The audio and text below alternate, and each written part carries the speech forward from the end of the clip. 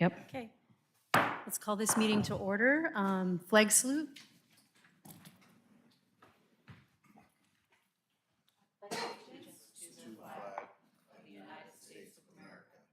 And to the republic for which it stands, one nation, under God, indivisible, with liberty and justice for all. All right, taking roll. Commissioner Boyle. Here. Commissioner Whalen. Here. Commissioner Sweat. Here. Commissioner Johnson is absent. Oler here. Welcome, Commissioner Zaro. Here, Am I thank you. pronouncing your name correctly? Zaro, Zaro. thank you. And Chair Elliott is absent. Can we have a motion to excuse Elliott? I motion to excuse Chair Elliott. Do you have a second? All right. All in favor? Aye. Aye. Opposed? Elliott is excused. Do we have a motion to excuse Johnson? I'll make a motion to excuse Commissioner Johnson. Do you have a second? Question, before going there. Did she call in and say, did she email? I was under the impression she was going to be here, so I'm not sure. I did look at our guidelines, and they don't say one way or the other. I know council kind of has some specific rules, so. I thought I heard her mention last month something about not being here, but that could be me too. But I'll second. Excuse. All in favor? Aye. Aye. All opposed? All right. Commissioner Johnson is excused. At this point, we're going to look at our agenda. Are there any additions, corrections, or deletions to tonight's agenda? Nope. All right. Hearing nothing, we're going to move to citizen participation. If there is somebody who has signed up, I have the sign-in sheet. When you're called up, and I'll call you in order, please state your name and your address because we need to know that you're in Milton. You have about 3 minutes. Please try to stick to that, and we'll get started. Would John Salinas like to make any comments?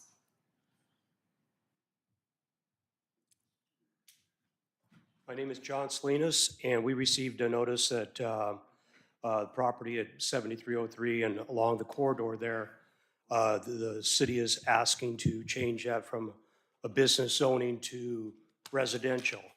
And I think the rest of us in here would like to find out what's behind that as far as that. But I know as far as a property owner, we bought it to put a construction yard there because it was in the proper zoning. And if you change it to residential, then we cannot do what we want to do there, so forth in the future. And also at the same time, it's a pretty big financial hit as far as that. If you take not knowing exactly what the city is trying to do with that, how much, is it single family dwellings? Is it multifamily? What is the meaning behind that the city is trying to do? Because it would affect us financially as far as that. Business property right now, you're probably, that property there would probably be about 1.6, 1.8 it would go for on the market. And if we go down to residential, depending how many lots we're able to put in there, could change it from 1.6, 1.8 to $1 million or 800,000. So that's a pretty big financial hit to us. And so I think the rest of us in here are probably the same way as far as that. We purchased this property because it was in the zoning we were looking for, and that's very difficult to find. And so I just have a question about that, but I wanted to find out what the city ideas are as far as changing it over. That's it. Thank you, Mr. Salinas. Now, Rick Thompson. I'll stick with what John just mentioned.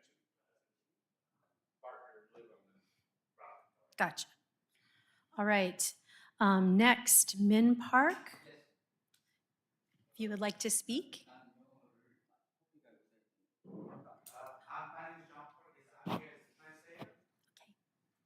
Welcome. Thank you. 너무 고생들 해주셔서 감사합니다. Thank you for all your hard work. 저는 미국 시민으로서 As a U.S. citizen, I apologize. Can we do name and address on the record for 먼저 us? 이름과 주소를 말씀해 주세요. 7115 Pacific Highway, East Milton, 민파크. 저는 미국 시민으로서 우리의 그 재산을 침해받지 않고 보장받을 권리가 있습니다. So as a U.S. citizen, we have a right to, enjoy our life without being being financially put in a situation of a financially disadvantaged situation. 조닝을 변경하려면 For you to change the zoning, 환경의 문제라든가 we have to consider the environment, 지방자치의 어떤 문제가 있다거나 whether there's any kind of problem in that area, 국가 정부의 어떤 데미지가 있다든가 whether there's any type of damage to the government.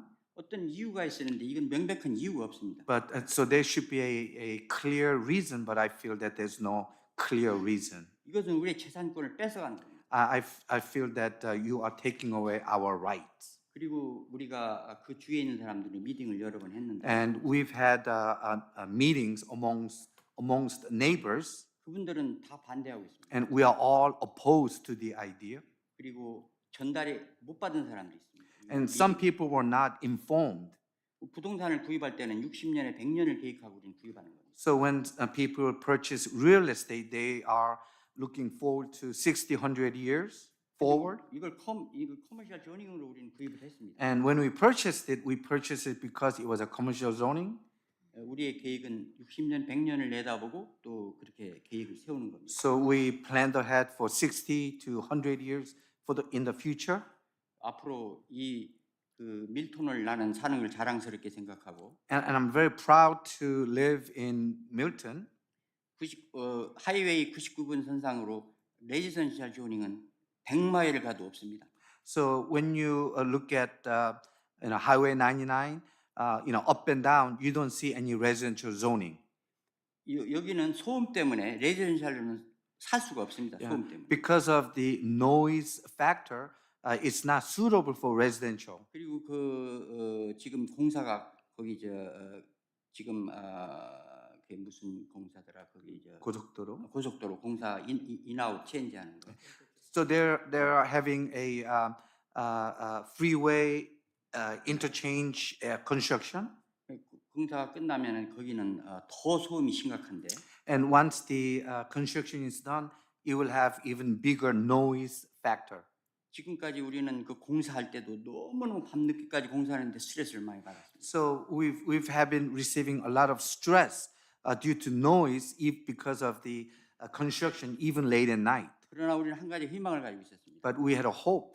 이 공사가 끝나면 커머셜로 우리의 미국의 꿈을 펼치기를 희망을 가졌습니다. And our hope was that when the construction is all done, for us to be able to enjoy the American dream. 우리의 꿈을 뺏어가지 마십시오. Please do not take away our American dream. 여기에 참석하신 여기 계신 분들 너무 감사와 존경을 표합니다. I respect and I really respect all of the commission members. 커미션 멤버님의 지혜와 현명하신 판단을 기대하겠습니다. I pray for your wise decision.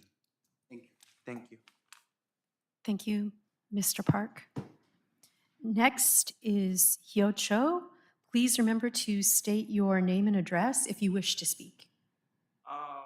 He already said everything. I'm just here to represent him. So I Thank don't you, have Mr. to Chair. say All right. Thank you. All right, then Heidi Buckley. Hi, my name is Heidi Buckley, and my address is 1119 70th Avenue East, Milton. And I'm also here because I oppose what you guys are wanting to do.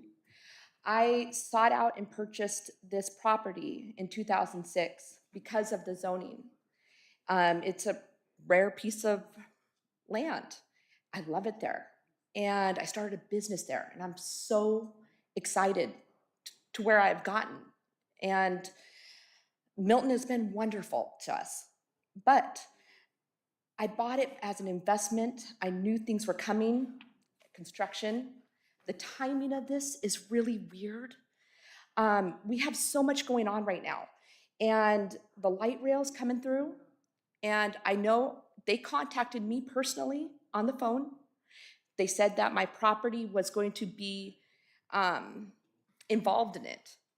Now, I spoke with Angelique. She said she did call them. She was unaware of what they told me. They called all the business owners first. I've also attended a meeting at the library. Now, I haven't heard back since from them, but they said it's all gonna happen within approximately 2 to 5 years. If you change our zoning, it puts us all at risk for, I don't know how to say the word, eminent domain, losing our properties. That is horrifying to me. And I know it is for my neighbors. I mean, we all have, we bought these properties with plans. They are investments, and we don't want to lose that. And I definitely don't want to lose my property that way. My uncle lived off of Freeman. He also owned his own business, and he lost his property and everything. And the city came in right before they purchased it, right during that time, and changed his property to wetlands. I mean, this is horrifying, the timing of this. So I just wanted to express that to you guys. You know, I hope that you guys, you know, change your mind. And thank you for hearing me out. Thank you, Ms. Buckley. All right, our next person, Aaron Rowe. If you wish to speak, you don't wish to speak. Does anybody else in the audience who may not have signed up wish to speak? You are welcome to. All right, hearing nothing, we will close the citizen participation for now. Next on the agenda, we have approval of minutes. We have 2 different sets of minutes to approve. The first set is the minutes for the May 8th meeting of the Planning Commission. Do I have a motion to approve, edit? I'll move to approve the minutes from May 8, 2024. Do you have a second? I'll second. All in favor? Aye. Aye. Any opposed? I didn't have my minutes in front of me. There were edits, and I'm not sure which date it was. I think it was the earlier of the 2 meetings where it's a discussion about the zoning for the town center. Is that the minutes that we're, Al, could you show me the minutes? Sorry, I'm not that, I left them right on my desk. It's okay. We don't have to. We can let's look and make sure. The comment was, all of the properties owned by Bertolino changed to town center. The Bertolino family owns a lot of property, and I think a very important edit is to identify the parcel number or the address. And I brought my packet from that meeting, and wouldn't you know it, there's no address right there, so I can't help you right now. But I think it's an important edit, so I ask that the minutes are postponed and brought So- back with that correction. That is B, Flume Amendment Outreach Report, the bullet point that says extend town center to include all of the Bertolino properties, which is the second bullet point under discussion. That is where we want to add the address. Is that correct? Yes, and that's because the family owns quite a few properties. So Okay. the clarity would be valuable. And I think on the back, my comments are listed as, it's a misspelling. It says T-A-N-K, and it should say T-H-A-N-K in the commissioner comments. That would be the other thing that needs to be addressed.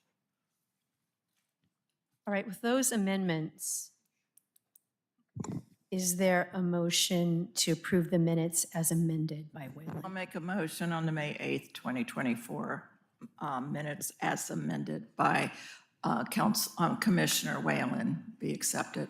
Do we have a second? Second. All in favor? Aye. Aye. Any opposed? All right. Next, that passes. Next, we move on to the approval for the special meeting on May 29th, 2024. Are there any edits, amendments, changes to the minutes for May 29?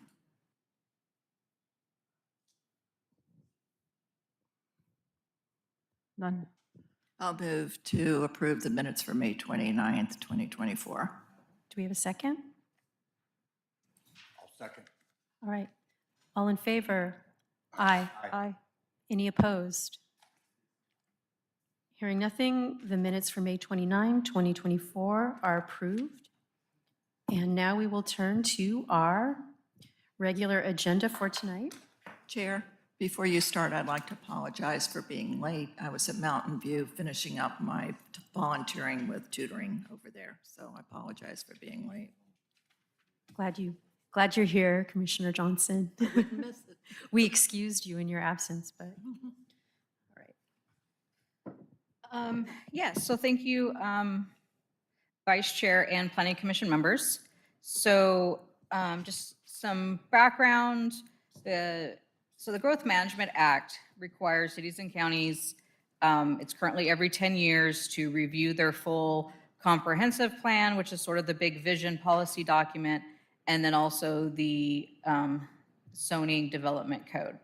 So the Planning Commission and the city staff and council and the consultant firm Framework have been working on that over the last couple of years. We started in 2022 with public informational meetings. We've had numerous study sessions, and we held a public hearing on May 29th, 2024. One person testified in person, 7 written comments were submitted. At your seats were some additional comments and I guess you'd say a petition that came in since then. So we are going to ask Framework. They have a presentation that deals with a few of the issues that came out of the last meeting and wanting to make sure that there is consensus on those issues before we make the motion. So and again, a reminder that it's not only the map, but it's also both of these documents that we are wanting to recommend to the council. And again, this is a little different than when we do code amendments. Code amendments are a heck of a lot easier. So we are aware that these are very large documents. There's still some fine tuning we're doing with some of the capital facility numbers and stuff as they come in from Public Works. We're updating those because as they're getting their storm plans. The TIP, I think, is just now getting adopted. So as those numbers get updated, we will update those in here prior to the council's adoption. So it is a little weird in that it's not a complete full document. I would say what you're doing is you're recommending the policies, the direction, the map. Our intent is, unless council directs, is not to change anything of substance going forward. Like I said, unless council changes something.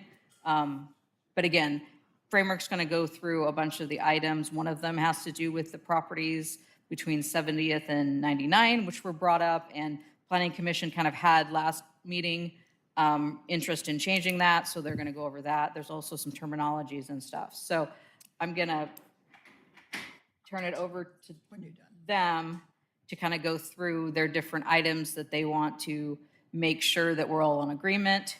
And then obviously with the vice chair opening up for any further discussions, comments, and then hopefully tonight we can do a recommendation. Again, it could be, while there is a draft motion there, you could add "and as modified" if we modify tonight, which I anticipate there will be some stuff. So, and with your okay, I'll hand it off to Framework. Great. So before I get started, I wanted to just let you guys know sort of what our revision process has been so that it's pretty transparent for you. We had a copy editor come in prior to this draft that I submitted to you on Friday, and did all the copy edits, and then I updated all of those. And then I have downloaded the Convio, and I've been going through it basically as an Excel spreadsheet and indicating what comments I've resolved. So that's how this process is going, and I will continue to do that as we move forward. All right. So we're all familiar with this slide, so I won't spend too much time on it. But I wanted to go through a couple of the big consensus points that we were discussing during the meeting on the 29th, just to get us all on the same page and so that you can make a determination about how to move forward. So you'll probably have noticed if you reviewed the draft that there are still some terminology questions that were not resolved in the draft, and that was purely because we want to get your consensus on the names prior to doing a bulk update of everything within the draft. So that's what these are. Oh my gosh, sorry, this is the wrong one. So actually the first thing that we are addressing tonight is this question of the 70th Avenue and 99 properties that were indicated in the future land use map as residential, but have previously been business, and whether you would like to revert them to business or to neighborhood center, which was the other potential designation that we had brought up during the meeting last on the 29th. So here are a couple of the pros and cons for that decision. As we've heard, the existing zoning is business. Existing residents, many of them who are here tonight, have expressed concern about losing their ability to pursue commercial uses, and about the potential density of residential were we to change it to single-family residential. Some cons are that based on the existing uses map, we're seeing that the vast majority of those properties are already residential, making them non-conforming under the existing business zoning. And then the other thing that we had discussed is that a lot of them open onto 70th rather than Highway 99. So those were some of the reasons why we had changed them originally, but we're submitting to you whether you would like to formally change the zoning to either neighborhood center or some other commercial designation. I can add just a little bit more to frame up the question. Yeah. So a couple of the things that we look for is this land use change necessary for compliance with the comp plan and all of the different growth requirements? The answer to that's no. Yeah. So you're free to make this decision. There were some legal issues raised in public comments, which certainly sympathetic to expectations when someone buys a property, but there's no legal limitation that would prevent you from making the change. So it's really a discretionary decision up to the commission, and I would, give quite a bit of weight to the property owners. I think we have generally been seeing more value in residential property as opposed to commercial, and given the limited access, I think, we made some assumptions around that may not line up with the property owners' assumptions, and that's okay. We did not have a market analysis done for that. So at this point, I think it's really up to the commission to make that decision. Another potential middle ground would be to maybe include the area in the sub-area planning for that whole district, of which, could just at least, if it's to remain business, consider how it works with the rest of the district, which I think would be important. So that's another kind of consideration. If we left it business, we could include it in the sub-area plan. Thank you. All right. You want to go around? Yeah, let's have discussion from the commission, and I saw that Commissioner Johnson wanted to make a comment earlier, so let's start with you. Oh, that's okay. Thanks. I wasn't sure if we were going to make our questions before framework. That's all I raised my hand. But I think I was the one that brought up the neighborhood center last time because of the conflict of feeling about whether it's residential or business. And one thing, we can't determine what WashDOT does or what the state does. They have all power over the city. And this isn't new that we've been working on this for a long time. And this is the second comp plan since my time involved in Milton. It is a very difficult process to do. And when we looked at changing the zoning with the recommendations, that's accompanying all cities in the state. And so I was looking at this about the business, and I said, what is Mercer Island doing? What conflict is a wealthy community doing versus our urban rural area of middle income and various levels? So I went online and looked at their plan. Was I surprised? They're doing the same thing. It's not an easy thing to have pressure on you as a council member, as a commissioner, or in a city when the state says the hammer is coming. Now, the one question, if I could ask Framework real quick, is we have to have our goals set by 2044.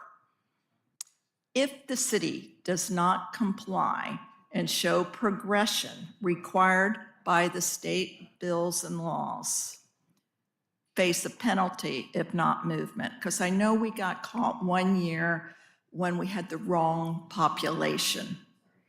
So they can take away grants, they can fine us. And so it's, oh, thanks. I thought I was feeling my ears go. Sorry, I was just listening to what you were saying and not hearing the buzz. Anyway, so that's my question, is that we don't do this lightly. And I do believe you and Framework did do your due diligence of surveys, and it's been on Facebook, and it's not a last minute thing. Right. And it's required all the time since 1990. Okay, thank you. Yep. Thank you. I just wanted to make it clear, maybe as it's mentioned throughout, is this is just our kind of our planning document. But as far as this property specifically, the properties between 99 and 70th, I'm looking, we have no, in this draft document, I don't see an accurate existing land use map. This one says existing land use is 2022, and the area along 70th and Pacific Highway is yellow under single family, and that is not the zoning there. So that's wrong. May I step in?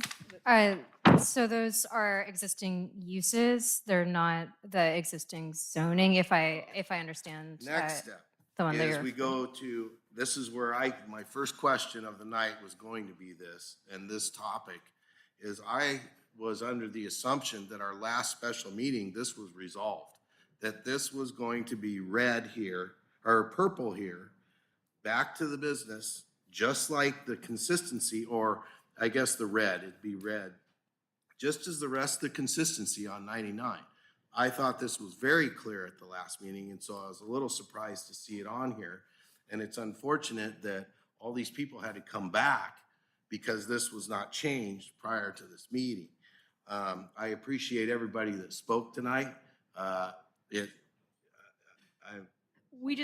believe Framework was just wanting to clarify, because there's two options. I think, yes, it was very clear that the Planning Commission was happy to change it back to a commercial. There's just two options, and Framework and myself was not 100% sure which option the Planning Commission wished to take. So there's the neighborhood center, which is probably more of a Yeah, I mean, retail- neighborhood center is meant to be a little bit smaller scale. It would be a new zoning district, so we would have the ability to write whichever standards and uses that were within that. I guess the other potential benefit, and it'd be good to hear from the property owners, is that we're anticipating some small residential component potentially as part of it. So if it goes back to the business, then it's just business. All the housing that's there now is non-conforming, so you'll have limitations on doing anything residential. And then there'll neighborhood be center the could be more of a hybrid. Yeah. But, if property owners are looking to do something that is a business that wouldn't be probably suitable in neighborhood center, that's where we would have a potential conflict. So, again, the middle ground might be to keep it the same, included in the sub area, and then consider new zoning, or, the neighborhood center now if we felt comfortable, understanding that we can write the standards as we see fit.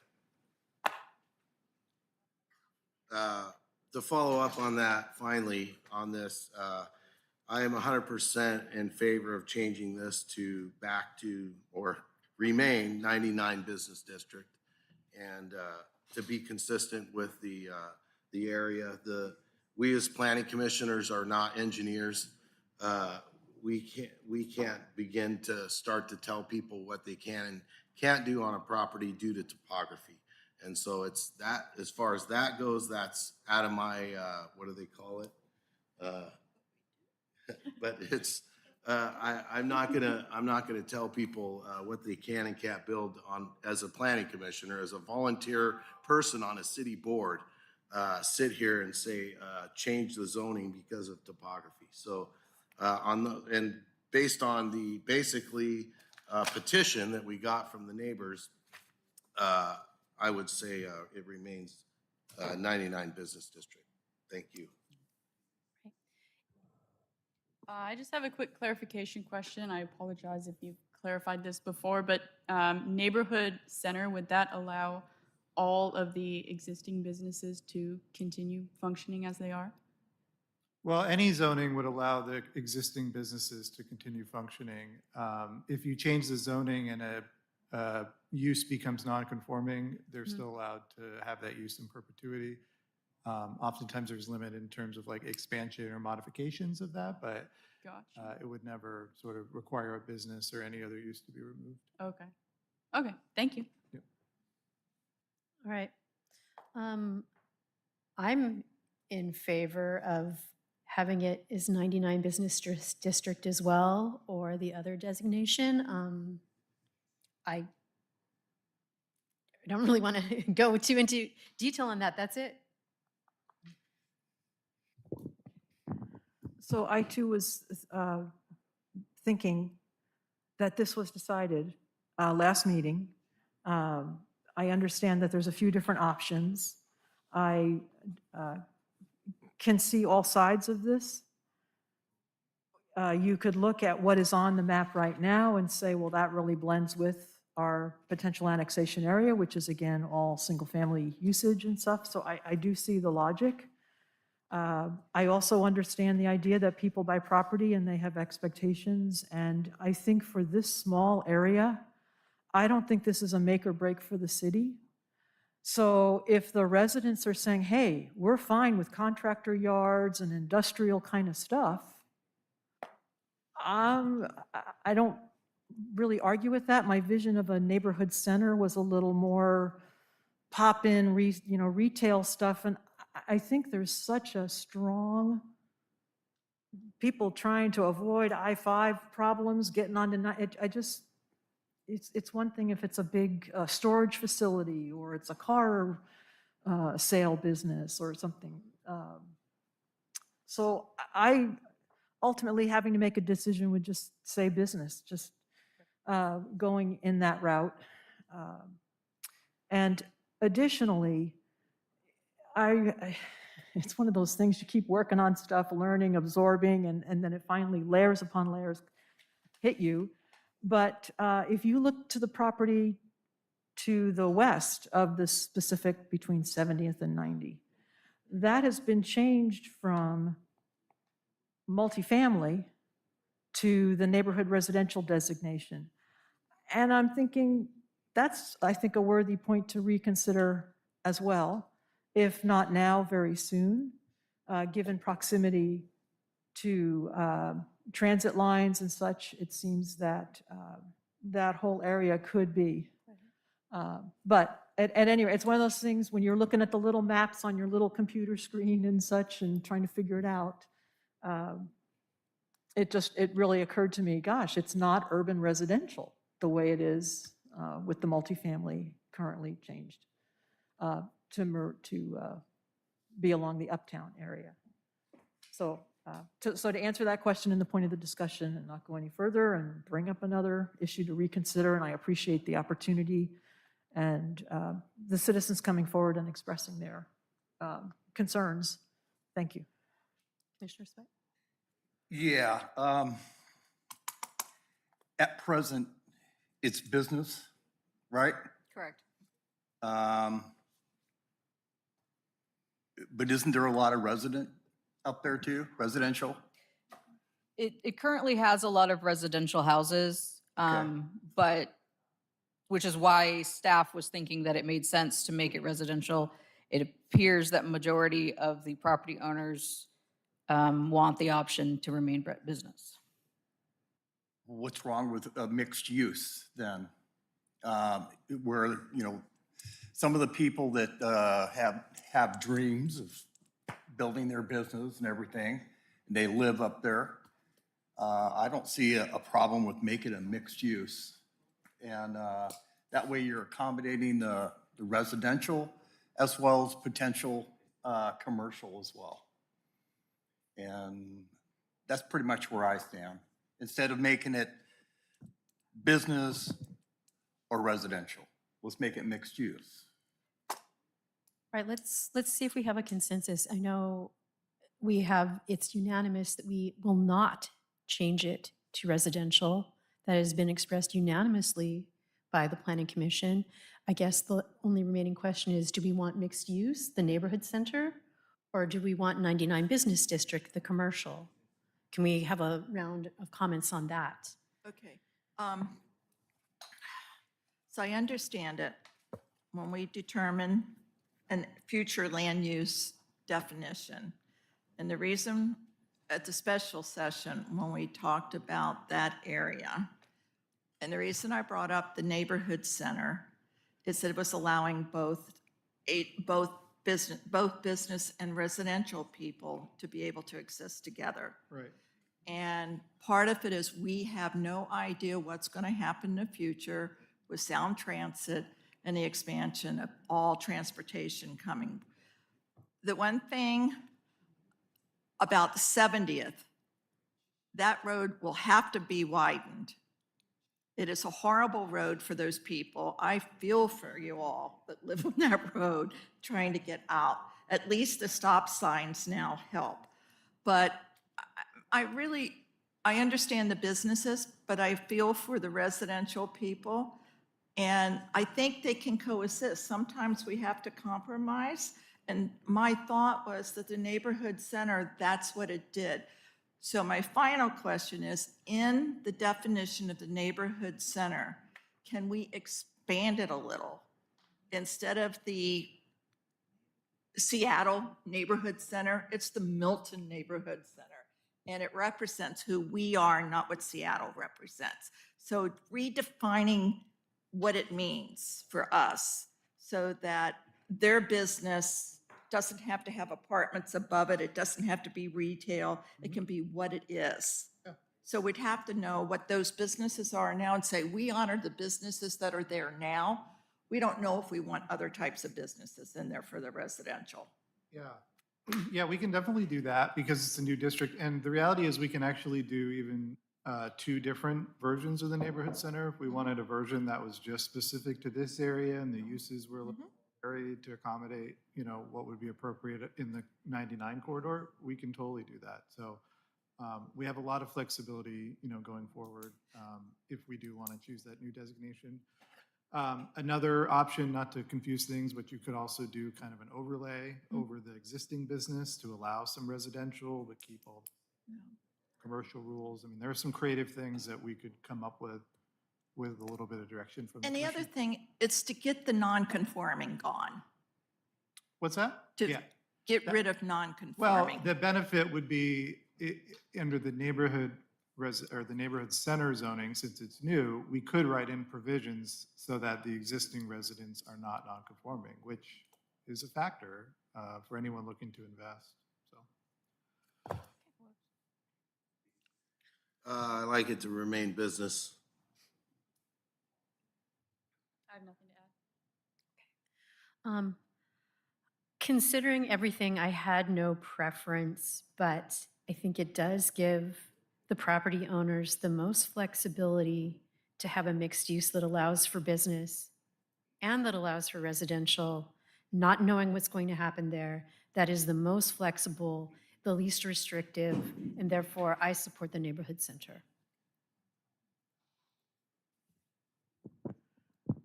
Could you please explain what a sub-area plan is? What is that process where it sounds like it's very tailored, where you'd be really It's kind of like, well, it's kind of like a comprehensive plan, except you're focused on a smaller area, so you get a lot more into the details, right? You're looking at your streets and your parks and maybe looking at concept designs for how those could be transformed. You might be looking at the types of new development that's desired and actually doing some physical planning around that to kind of show what it looks like and to inform perhaps new zoning. There's usually more targeted outreach, focused on the, stakeholders that live and work in that area.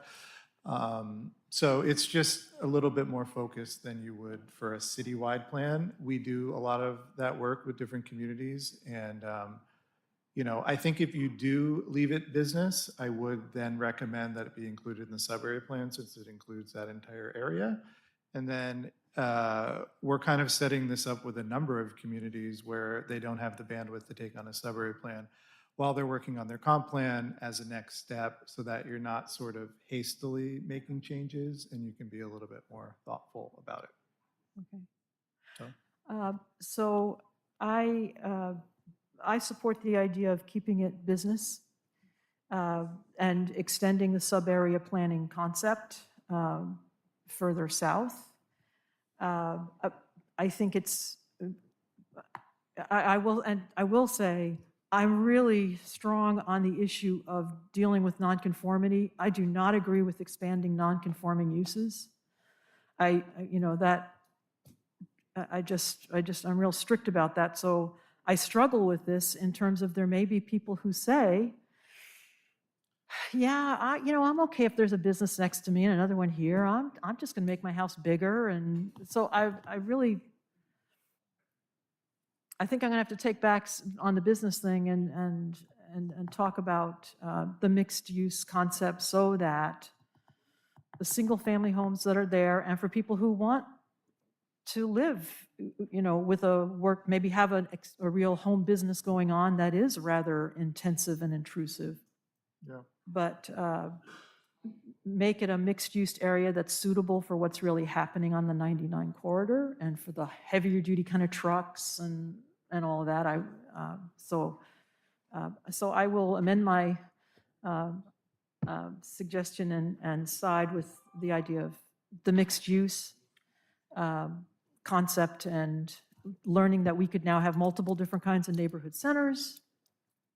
That gives me hope for. I think this would be a perfect one that we could write something that's a little bit more custom and, be happy to work with the property owners and communicate with them about what that looks like to get their input. Thank you.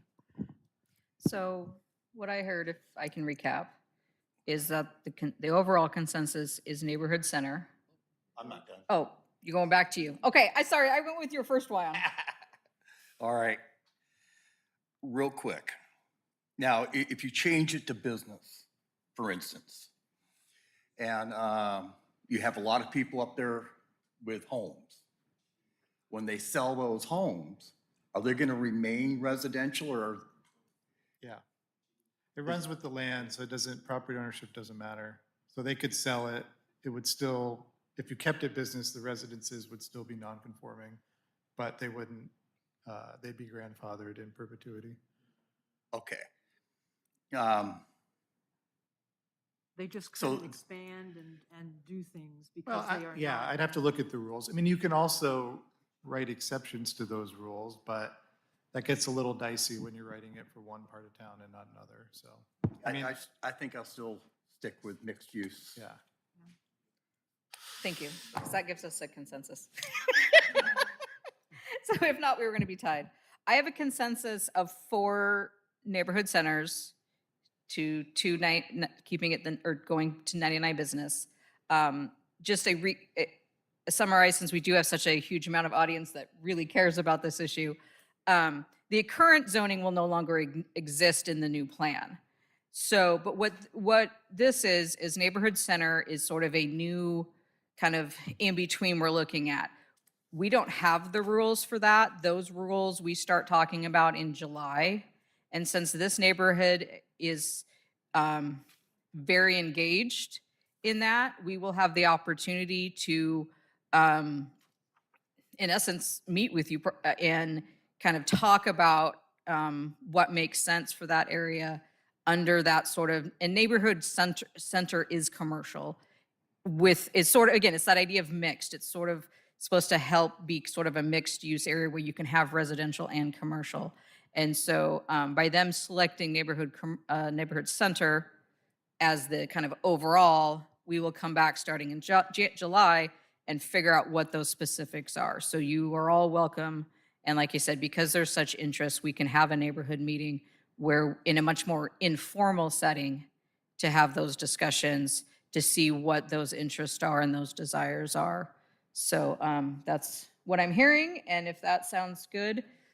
So then the second one she'll go into, I assume, is whether or not we want to include it. And we may not need to if it's got its own zone, if it's neighborhood center, but she's going to talk about our sub area stuff. So thank you.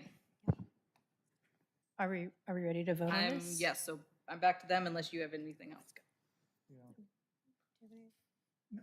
Are we talking about the sub area? Yeah. So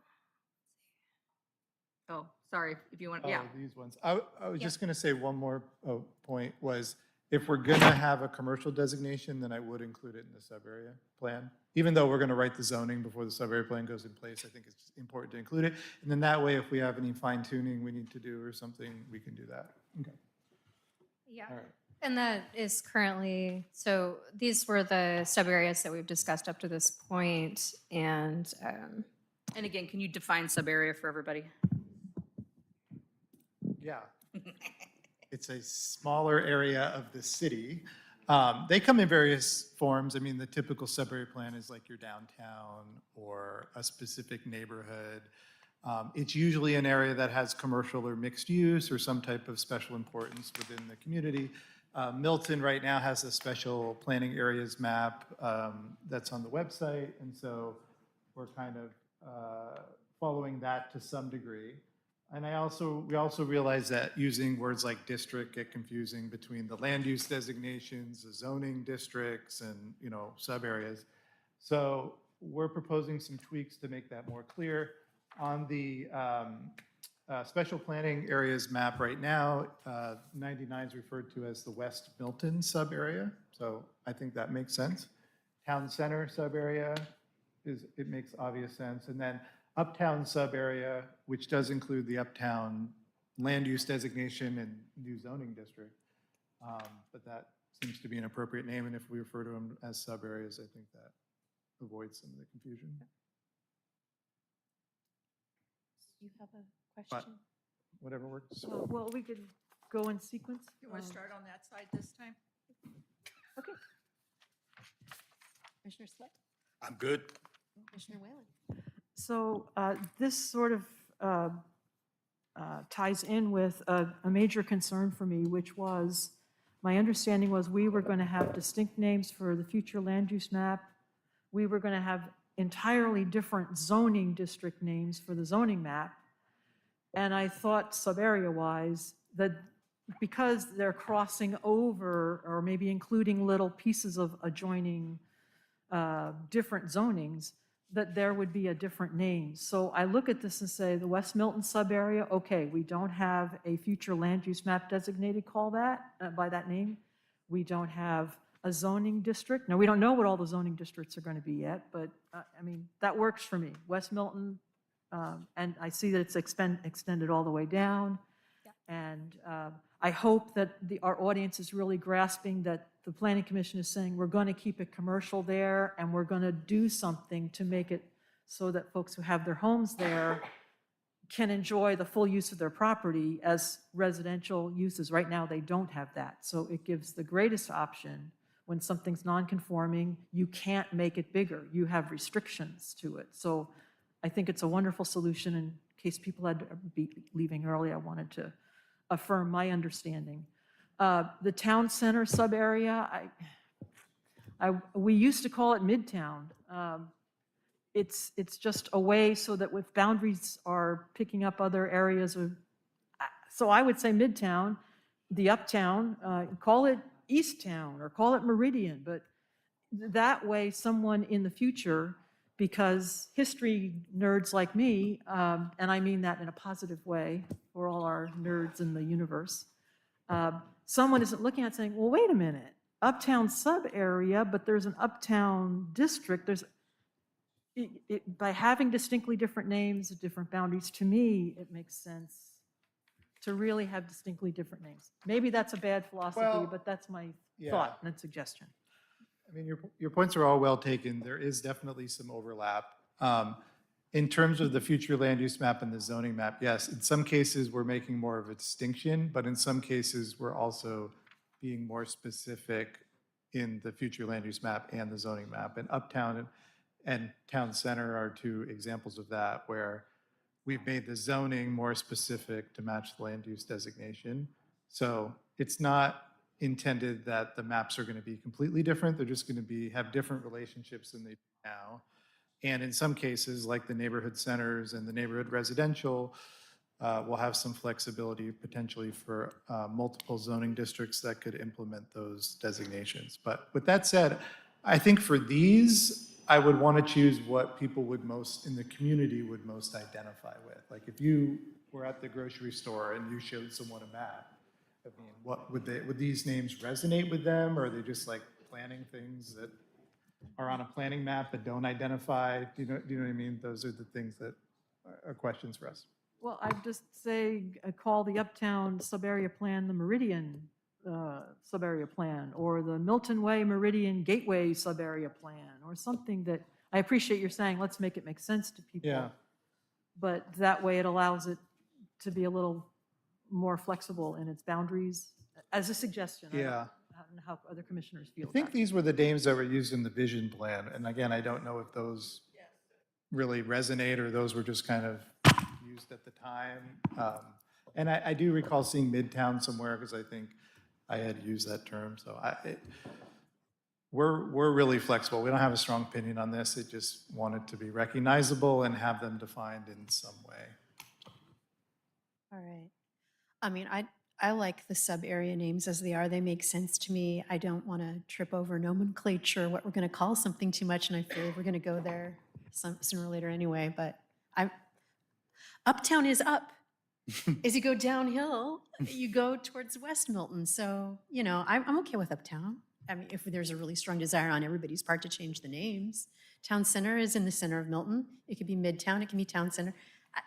I don't know. I like these names. If there's strong will on other parts to change, that's fine. I have no strong opinion on these names. I think they're fine as is, but I also would not be opposed to some other names if someone had a strong opinion. Commissioner I'm sorry, Boyle? could you repeat? She's either way. Okay, I didn't hear you, sorry. She just needs a little convincing. So what we're talking about here is the difference between the word district and sub-area. That's what we're talking about? Not to my. Town center district, town center sub-area. Yeah, so just imagine that we have a specific document for each of these areas that's their own plan. It's basically the name that's on the cover and what people will refer to that plan as. It's the West Milton sub-area plan, it's the Town Center sub-area plan, whatever. So these are areas that we've identified to come back later Yeah. and do some more in-depth, like on 99, we've talked about, it doesn't really have, it's such a unique stretch that it would be nice to have specific sidewalk frontage requirements. Do we want it to have trees? Do we want it, do we want the build? So basically, these are three areas, like Uptown already sort of has its own design criteria that we have adopted many years ago. So the idea is that these are three areas that we feel need, they might have a couple different zones in them, but there's still a cohesiveness. So we're just identifying these are three areas that either we already have specific design for 'em, or we'd like in the future to study more. So that's all this is identifying. And are you okay with the names that we have given them? Yeah. Yeah, I'm fine. It used to be up the hill, middle of the hill, and lower hill. That was how, and then if you were down at 99, 99 is lower Milton. So you can even get lower than where I'm at. So, yeah, I'm fine with these names. I can identify them. I'm a Commissioner little bit Johnson. higher than you're lower. Yeah, you Okay. lack of oxygen. Oh, all right. So when we looked at the original history of Milton's vision plan, it was town center. And when you looked at the design, the dream was to put the town hall there. And they never bought the property enough to do it because we didn't have any money. And that was before my time, and we still don't have money.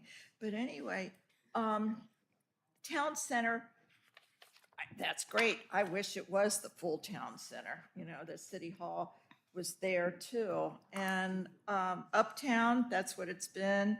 We see the difference over in 99 corridor with sub area. And so what I'm foreseeing is you have your zoning map, and then this would be a sub area map next, showing a further definition of those areas that have a little bit different restrictions or definition in defining what they can do. Yep. Okay.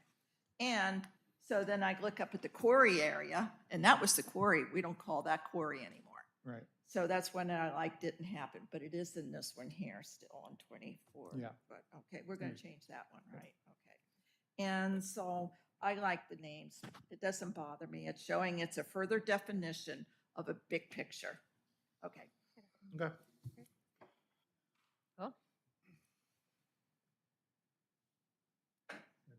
So, I don't know if you just want to do a quick yay or nay, it sounds like there's consensus with these suggested sub-area names. Yep. Commissioner Spett, did you have a chance to weigh in? You need hands? I'm fine with it. Okay, Yeah. all right. I think that's, we have a consensus then. Okay, thank you. All right, do we have anything further to discuss? Yes. Back to framework. All right. Just a couple, just so that we can have 100% clarity, we also wanted to make sure that you were 100% on board with urban residential and manufacturing so that I can update those maps as well. The urban residential is a land use designation on the new future land use map. It's the one we're implementing the middle housing, or no, sorry. It's the existing residential multifamily, so the highest intensity multifamily district. So this mustard color. Yeah. So, I mean, typically you'll see communities call this either urban residential or high density residential or, you know, something like that. But again, kind of like the last discussion, whatever you're comfortable with is fine with us.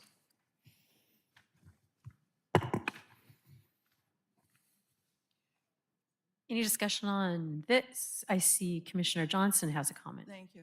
So I remember our conversations from some of us on the table here that we didn't like the term urban because we're not Seattle. And I thought we were looking at calling it a little bit different. That's what we're asking. So that's what we're But discussing didn't we now. bat around some answers last time? I'm having a hard time recalling what we said at that time. We talked about trying to make it urban rural. We did or- not come to a decision. Huh? We just discussed it. We did not come to a consensus. All right. Okay, I'm going to ask that we come back to me.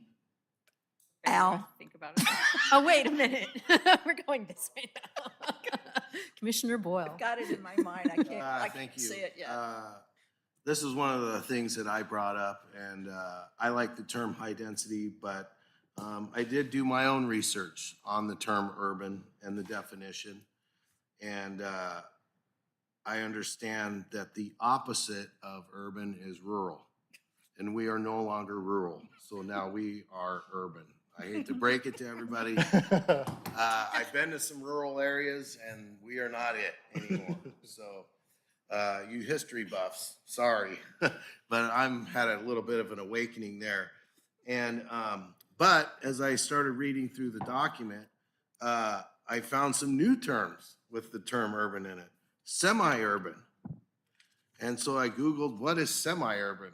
Well, semi-urban is suburban, a term that we've been using for about 200 years. Yeah, suburbia. So I don't know if, I mean, I guess I'm not going to nitpick the document because I haven't even made it through, I'm not even gonna be able to comment on the transportation or capital facilities. I'm gonna have to go back when it goes to council and make my comments, but I did have enough time.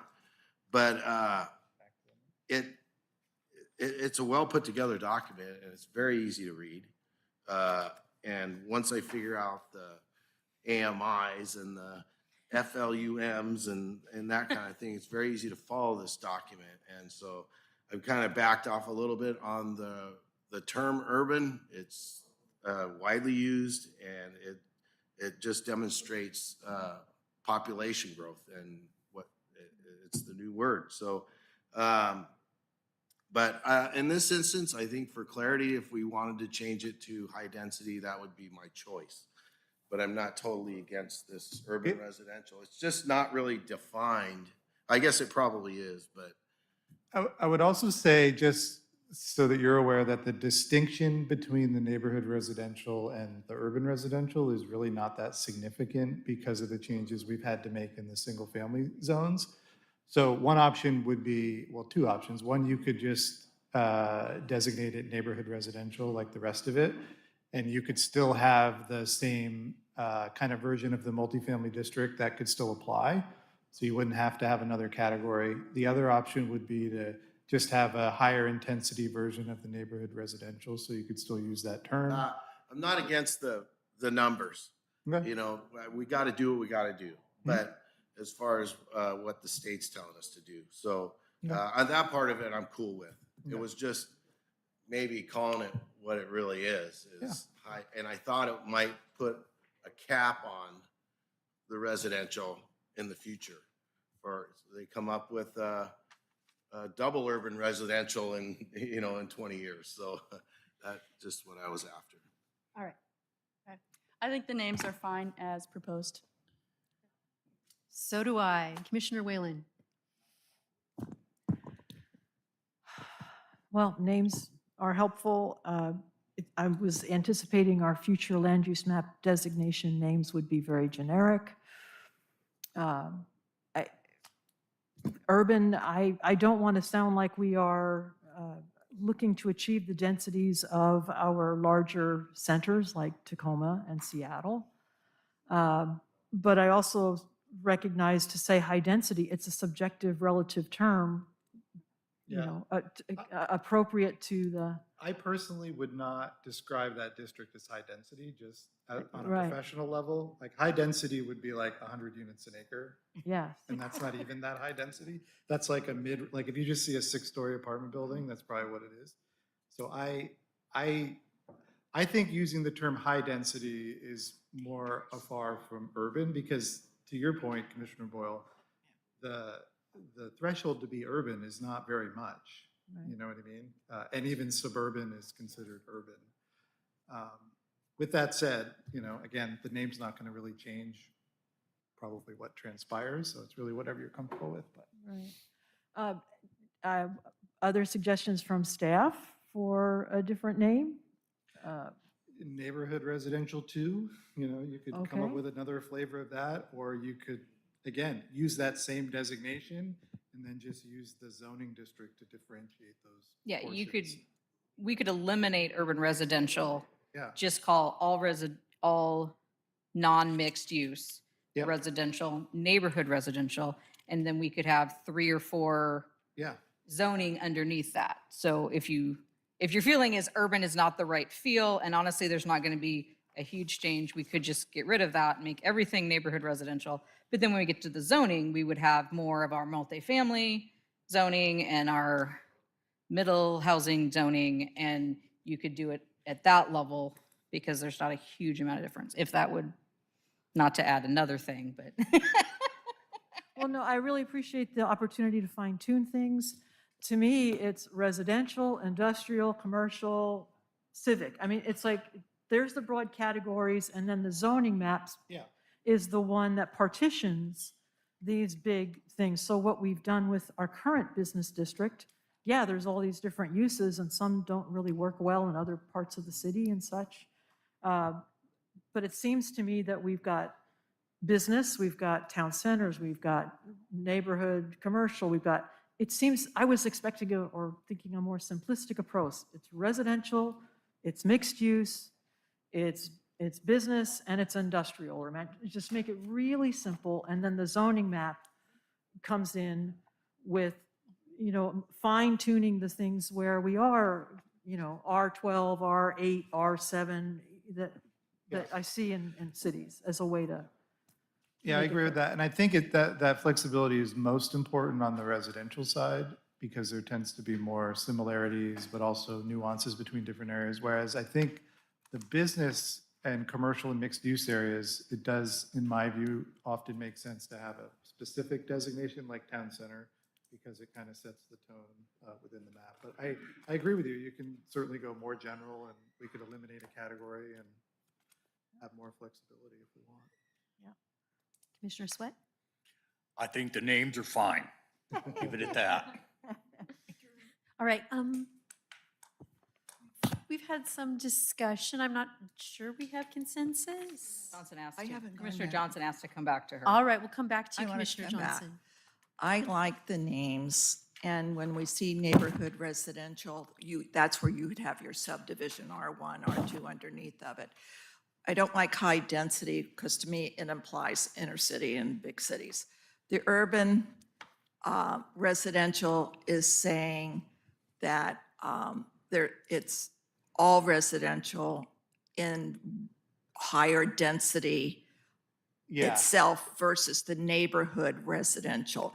And since we can no longer use that horrible word, single family, Yeah. we have to do something. So they're making us do, higher density in certain areas. So by saying urban residential, everybody's saying, oh, that may be an apartment building. It may be multifamily that's a townhouse, where neighborhood residential is more ADU, more duplex, smaller units. And so I see a clear definition there. Yeah. And I think each of the descriptions give a clear designation of what is in those areas. So I like them. Okay. That's fair. Okay. It went out for a second. So I'm hearing consensus to leave them as presented. Did we discuss manufacturing? Do we need to discuss manufacturing? I think that was that was the planning commission's wish from a couple of meetings ago. Yeah, Okay. I was just highlighting. She it was to just, say that I'm up. yeah, Just checking. making sure that everyone's realized we changed that one. All right. Anything else from Framework? We just had a brief density update in terms of, I apologize. I got the wrong slide. Just wanted to, we've been running the capacity numbers, which are reflected. They don't, of course, reflect this most recent change converting the residential to neighborhood commercial. But we've been running them to figure out if we are hitting our area median income requirements for all of the affordable housing that the city is on the hook for. So the one update I wanted to let you all know about is that in Uptown, we ran the numbers for 30 dwelling units per acre, and we have just 13 extra units. And so that we need to have that as our minimum density in order to hit that requirement. So I wanted to keep you apprised of that. Chair, Vice Chair. Yes. So is the Uptown mixed use? Yeah. Future land use map designation? Yes. Are the parameters that we have seen in here changing? Because you said there was 13 extra, and what's Yeah, happening sorry, to I the can numbers? clarify. So what we've done is we have these requirements for each of the AMI brackets, as we've discussed. That leads to a requirement for around 140 units. And just to be clear too, we are aggregating between Pierce and King County, which is something that is allowed by King County. We've been in communication with them. And so the 140 units for the 0 to 30% AMI and 30 to 50% AMI commerce is indicating that those need to be some sort of higher density apartment buildings in order to be feasible as affordable housing. So that's what we're proposing for Uptown. If we run the numbers for the buildable lands based on the developable lands in that area, that gives us at 30 dwelling units per 13 extra dwelling units.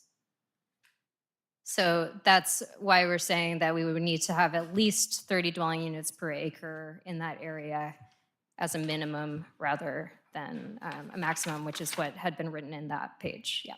So this chart is your. Yeah, what- so I'm saying there will that's be an gonna change. amendment to It's that not- where it says 20 to 30 dwelling units per acre will have to be 30 will be the minimum. And the reason that we put a range in was just really to give folks reading the plan an idea of what they would expect, because again, depending on how you set the zoning, people can choose to build less or more intense. But what Sarah was describing is that for our compliance piece, we had to set the model at 30 units an acre, or we wouldn't have been able to demonstrate enough capacity, which is within the range of what we described to you, but just wanted to clarify that 30 was the minimum that we could allow to be compliant. And just, I guess, just a reminder that we have to hit these numbers. How we hit those numbers is up to the city. What Framework has heard and what I have heard is that for the vast majority of our residential, we kind of want to keep it as close to what it is as possible. So what that means is we're looking at things like the Uptown Meridian District to say, okay, that would be an area more appropriate to have higher density. And so that's where we're choosing to meet those numbers. If we didn't want to have that as high, then we would have to go to some other area and raise that density. So this seemed like, because it is on bus lines, it has commercial, it makes sense if we were going to have apartment complexes or something, that it would go in that area. So yes, when we do the zoning, we'll target more 30 to 40 density to try to make sure that we're hitting those numbers. Yep. Thank you. So on that point, I know Edgewood went up to 50 in their town center. They what, allow 50 dwelling units per acre was what Edgewood did. Okay, interesting. So they gave a presentation on their town center, and I asked the question. So that's where it might have been 48, so, but Yeah. it was a significant thing. So when I. Yeah, again, another topic that we could go much deeper into during a sub-area planning process and make some tweaks. And, that could include some development feasibility analysis, some more talk with the property owners. So there could be some fine tuning of this. So, so that Uptown, in this chart, we're going to see 30-40. Is that what it's going to change to, if this chart stays? I know you're Yeah. constantly evolving. Yep. Okay. And I just wanted to clarify one other thing before I forget, Commissioner Boyle, you mentioned the transportation element, capital facilities. I believe we are going to be bringing those back for y'all to review and have a hearing on those. Okay. Sorry. So may I ask another question? Relative to the affordable housing targets, which seem to be the foundation piece to the slide you just showed. On that prior slide, I just want to congratulate you for really moving graphics to being more clear. I appreciated the chart, and I thought that's one of many improvements in the document so far, and I wanted to acknowledge that. But on that issue of middle housing, do I understand it correctly that we just have to be able to demonstrate that it would be possible to do middle housing? But we don't have to say, and that's what's confusing me at this point, is I see that chart and it says, oh, we've got to do, I'll make up a number, we've got to do 50 houses that hit a certain, or dwelling units, excuse me. So that's not what that chart is saying.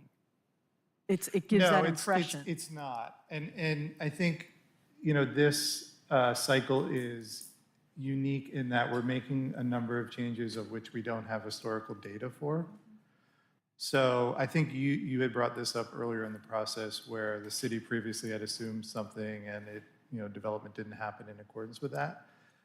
Once we start to get new data on that, that might fine tune our assumptions. So for example, if we say we're assuming that someone would develop up to 30 dwelling units an acre, but we don't establish a minimum density, and we don't put anything in there to be prescriptive, and everyone comes in and develops at 5 units an acre. Well, then going forward, we would have to, start to assume what was actually getting built. However, there's some things we could do in the zoning. I mean, I think in this case, no one's going to build less than 30 units because it's pretty modest. But the city could think about more prescriptive requirements, like having a minimum density. Then you don't have to worry about it because you know no one's going to build below what your assumption is. So those are some of the things that we'll be bringing back to you when we're getting into the zoning to talk about. Jeff, am I But that's correct? where it would be an issue. Am I correct, though, in about, what's it, 3 years or 5 years? 5. In 5 years, the city will have to see if our measures are working. Yep. And if we are not getting the development we need for all of those, then we will have to look at additional policies. So it's not like, oh, we just have to have it on paper and then we can ignore it. We have to have it on paper and then we have to see how it works. Yeah, they'll be looking for connections between city actions and what's playing out. Now, you could do all of the right things and the market crashes and no one develops anything. I mean, you're not ultimately, if you're doing the right thing and acting in good faith, no issues, but there is a monitoring requirement and that might inform some potential changes. So these are some of the things that we're thinking about in the code so we can set the city up to not have any issues going forward. Another question? One last one in that realm of thinking of the future, and I can tell you all sorts of stories of the past of how what we assumed in print was 4 to 6 dwelling units per acre. Analysis done put us at under 3. We had to take reasonable measures.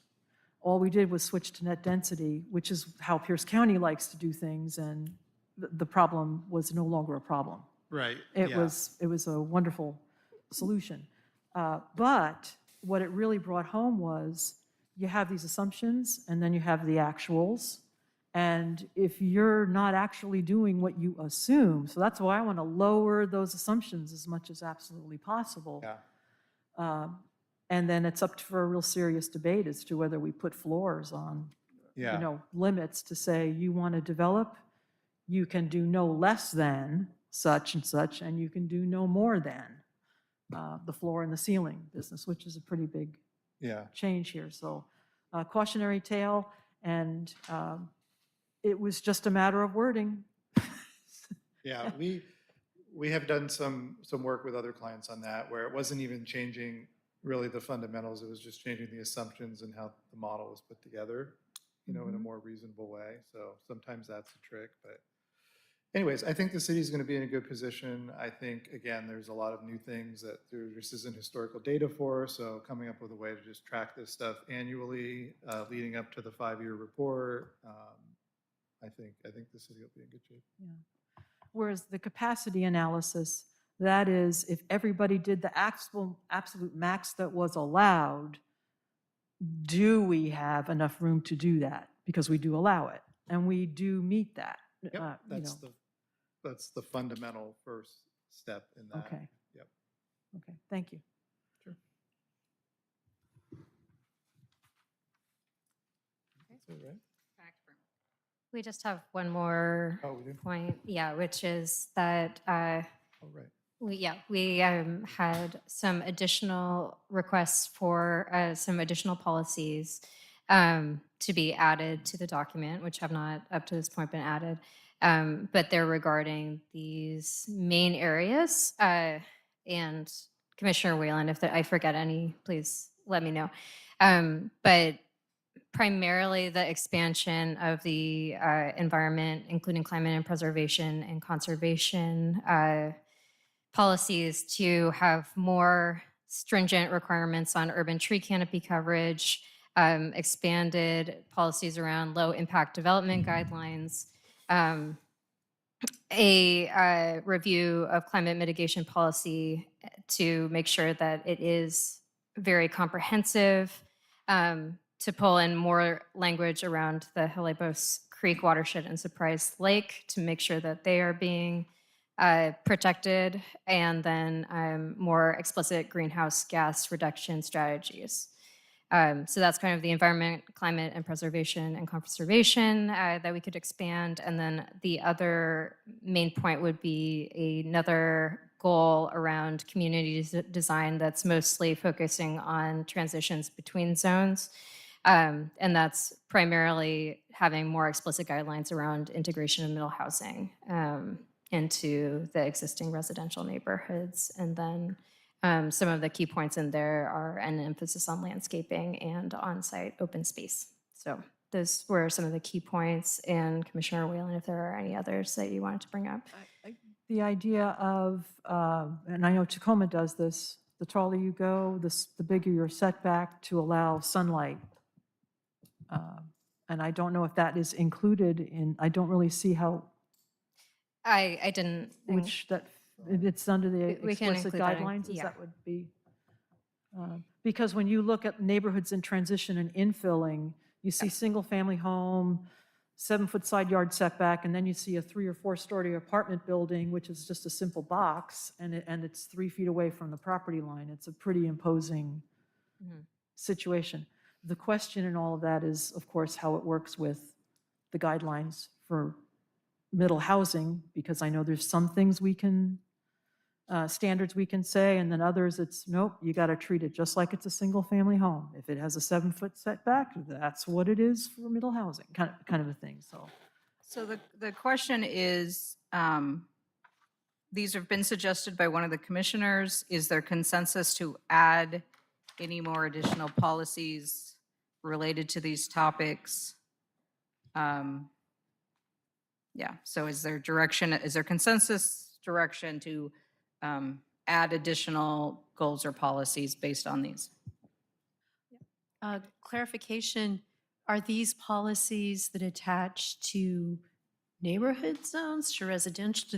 Do they attach to zoning, or are they overall policies? I don't These understand. are overall policies. So these would be added to the end section of the Volume 1 land use element. So there's already an existing environment. There's several environment goals. One is around climate mitigation, one is climate resilience, and then I believe that we have one about preservation. And so it would be basically expanding and having more policies underneath those goals that are a little bit more explicit. And then the other one, the community design, would be actually to create a new goal, probably, because we don't have one that really fills that niche necessarily. And then creating some subsidiary policies to support it. And we do have plans in the next couple of years. We weren't required this round, but we will Yeah, soon have a climate chapter. Yeah. yeah, But that was- by 2029, the city will have to complete it, and that'll include, because it's required, a greenhouse gas reduction sub-element, and I think the state, if they haven't already provided it, will be providing some modeling data that communities can use. So, I mean, I think it's fine to add some more policies, but I just, like, things like greenhouse gas reduction like a target or something really specific would probably be beyond this effort, but certainly could set up a more detailed discussion in the climate change element, so. Any other questions from, okay, Commissioner Johnson? I find those would be cumbersome in this comp plan at this time. If we have to do a climate one, the urban tree canopy, I sort of understand. Those are design issues that I think I see more in the zoning rules than in the comp plan, because so we talk about what we want Milton to look like. And the community design, define that for me, focusing on transitions between zones. It's, and the emphasis on landscaping and on-site open space. So we're talking about going from a business zone maybe into the neighborhood residential. And we want no trees there. We don't want to see, we hear people complaining already about where they're building warehouses and box stores. And we look where the library is and look at those homes behind the library. I mean, I find that would have been a great small place to put small homes for people. So I don't see that's a need to put these in here. I would wait for the climate change because I think you can add stuff when you define your zone areas. Under this, you know, how far the setback is, you're required to keep so much space. And I think when you're talking about the change that's coming, it's not going to impact us in our lifetime. But believe me, if we all survive in the next 20 years or more, it's going to be a lot different. So we can try to protect what we can. And I think this document right now is trying to do that. And I don't want it to be so cumbersome that we can get caught by the state and saying, this is our goal. And so I'm mixed. I say leave it out. Commissioner Boyle. Thank you. I refer to page 51 of the land use goals and policies. And because I know I saw it somewhere, I thought I saw it everywhere. Yeah. Urban tree canopies are mentioned, greenhouse gases are mentioned. As far as you can go to identify and protect wetlands, rivers, and streams in land use section 3, land use section 8. I looked at land use section 8.1 on page 55, and it does need a little bit of boost because it seems that when we worked on the shoreline master program a long time ago, everything was centered around protecting Surprise Lake, and the Hylabos was neglected. But here in land use 8.1, proactively protect Hylabos Creek and adjoining wetland and riparian habitat as one of the city's key habitat and trail corridors. But where is the mention of the Surprise Lake in that? So I understand where the commissioner's coming from.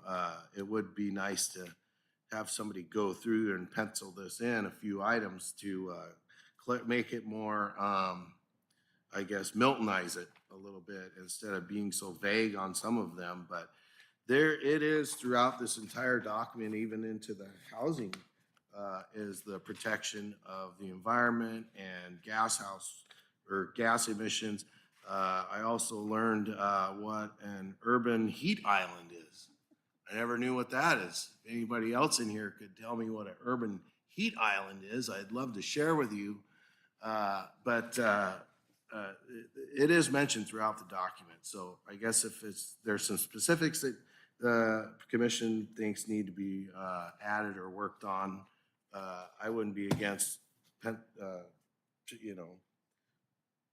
somebody penciling through and adding whatever literature they'd like, but it is mentioned throughout. So. If you would like us to do a sweep through for these topics and make some targeted suggestions, we could do that as well. Okay. Commissioner Sorrell. I just add, I think that would be helpful to know exactly what these bullet points would look like in the plan.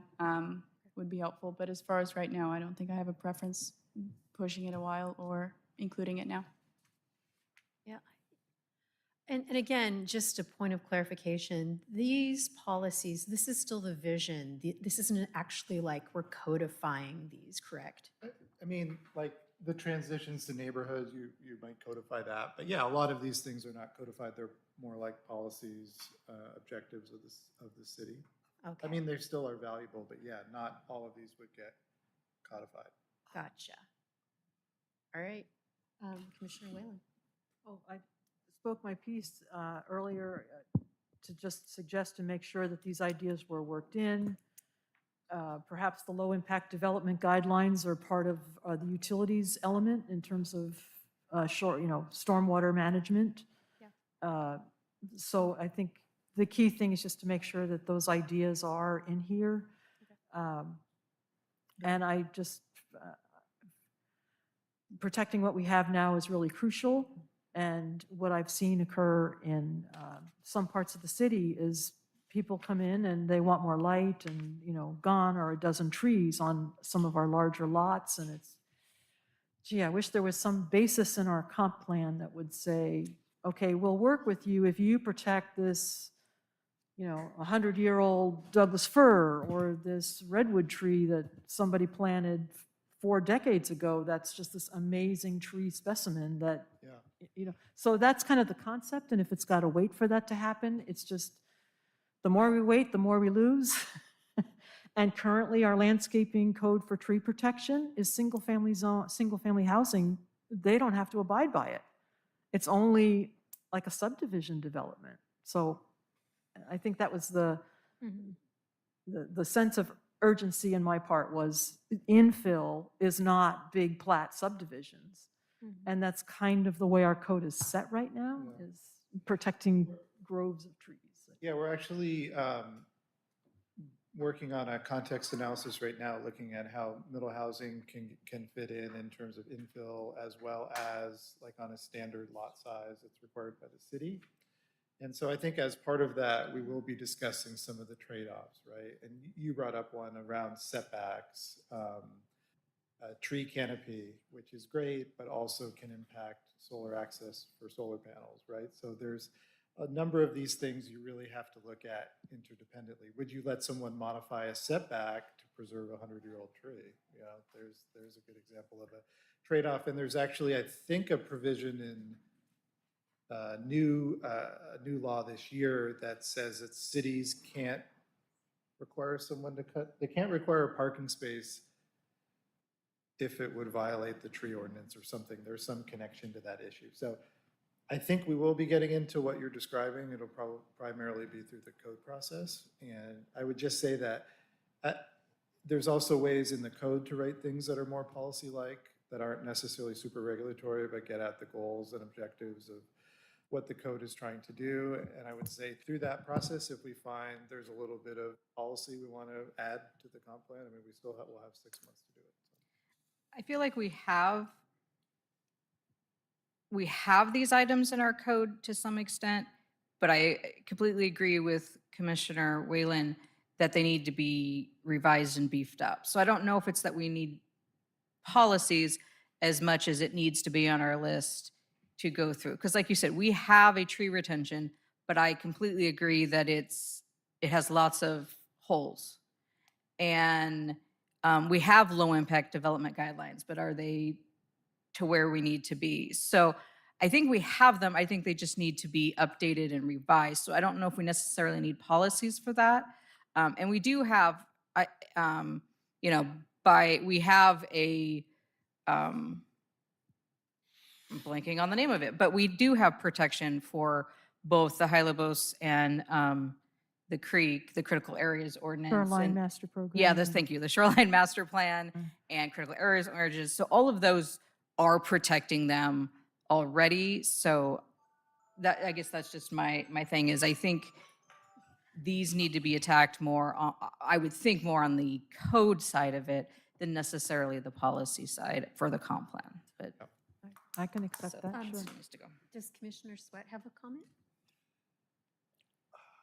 I say it doesn't really matter to me right now, but let's concentrate on what needs to be done for the time being. And it kind of sounds like we're going to be visiting this in the future anyway with some of the policies that we have on the books right now. But we do, like Commissioner Boyle mentioned, we do have some already in there, just need to be a little bit revised maybe, but yeah, I could go either way. You could put it in, but I just soon not deal with this right now. So my understanding is our consensus is we agree that this is important, but not now. Is that right? You want to say something, I Commissioner just want Johnson? to make one more comment in that, well, our original comp plan prior to this, we didn't have the code to protect us on certain things. We had a policy. Policies are just a guideline, and the developers get through those guidelines. So unless there's a commitment of putting these in here and a commitment that says there will be codification on all of it, I say leave it out because we've got stuff in here right now. We got to concentrate now, when this is developed, what codes we need to revise to protect so they join. And it wasn't done fully in the past. All right. Okay. Anything more from Framework? Any more discussion that we need to have? All right. Well, I didn't read through this thing for nothing. So Oh, wait. I just, what? Johnson had, this is the final wrap-up, so we will start with Commissioner Johnson, and then Go we'll like go this. to you, Oh, Commissioner. no, I Ball. was going to Ray. Oh, you were going, Hooray, you were going, Okay, you're I'll not tell you done? what, you go first, I'll go second. All right. Go. Oh, Thank you. you'll go at the end. Thank you. So on page 55 of my document, which I gotta say again, thank you so much for printing this off. It's just the way I look at things, and I much appreciate it. And this document is so easy to follow compared to ones I've had in the past. I can tell the work that was done. Section LU 11, you go down to LU 11.8 on page 55. It says, work with Pierce County to incorporate the South Trout Lake Gap planned annexation area into the city of Milton. I think that's King County. So I got that one. And Let's the update next that. one, the next thing I had was, I got this email today from the Sternbergs, and it's dated June 12th, and it mentions conversations that were had prior to this, and I don't know, I asked Angelie about it. Did anybody else remember? Maybe I missed the email or a document that I didn't pick up about them opposing the zoning change to their properties. And I didn't know what the conversation was, and I thought maybe if we had discussed it and I forgot. I know that when we went into the first discussions on urban residential, that it was talked about of changing that. It's business now, the land use now is business. I've been flipping back and forth here to see what the zoning is now, and I thought it was already town center mixed use. So it's currently mixed use. And this is where the Sternberg businesses is a non-conforming use within the business district. The letter that they originally received, that one was proposed changing some of those parcels to the urban residential. At the meeting 2 meetings ago, that was one of the areas that we said, no, we're going to still keep it. Again, I think it's currently mixed use. It's going to be town center, but it's the same idea that it's going to remain mixed use. So we are not changing. The recommendation is not to change those to urban residential. And so they're still non-conforming, but it keeps it the same, which is what they were hoping, slightly better than residential, I believe.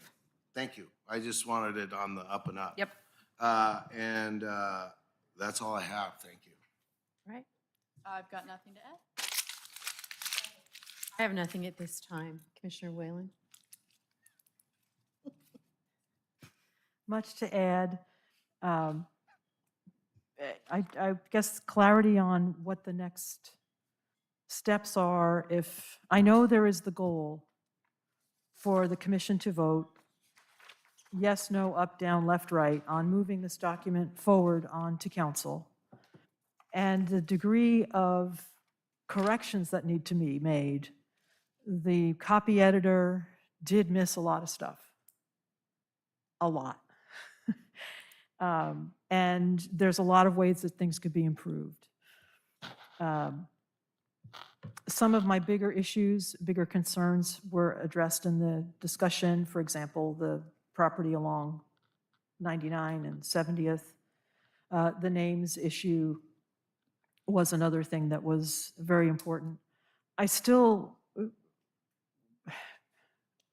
am wishing that on that chart with the, up and down line that defined densities, we were told they were maximums. And there's been a frequent request to clarify that because the way it is currently written right now, it sounds as if it is a minimum, the floor, and a maximum. It's not, for example, Uptown, where it's, currently it says 20-30, it's being changed now to 30-40, if I understood the discussion.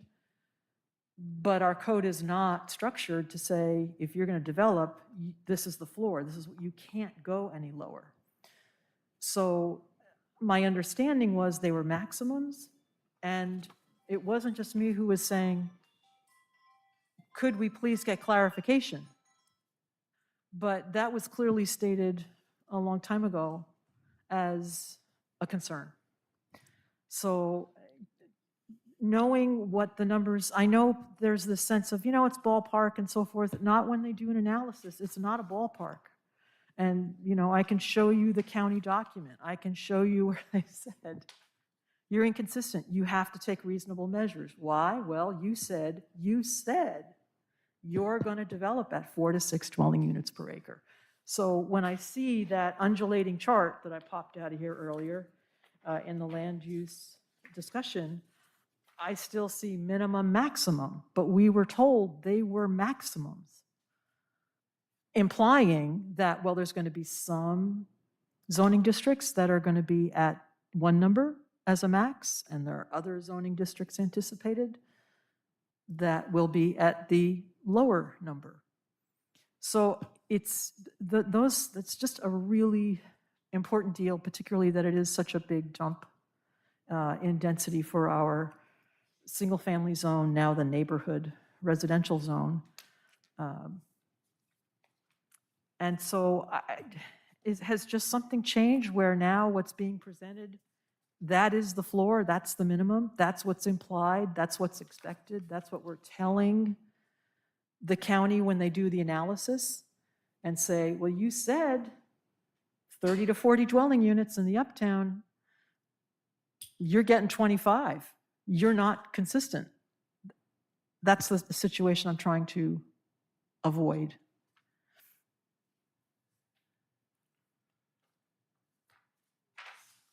Yeah, Commissioner Sweat, or you can answer. understand it's an important topic, and there are elements that are within the code, within the plan, and how that's communicated. There's also elements that are within the more formal model. And I think, the numbers that you're referring to, I think are based on more historical data, which Pierce County or King County had directly in their model as an assumption, and those are a little bit more locked in. However, there's a pretty simple fix if we want to avoid any of this, which is if we're assuming 30 units an acre, we can just say there's a minimum requirement to develop at 30 units an acre.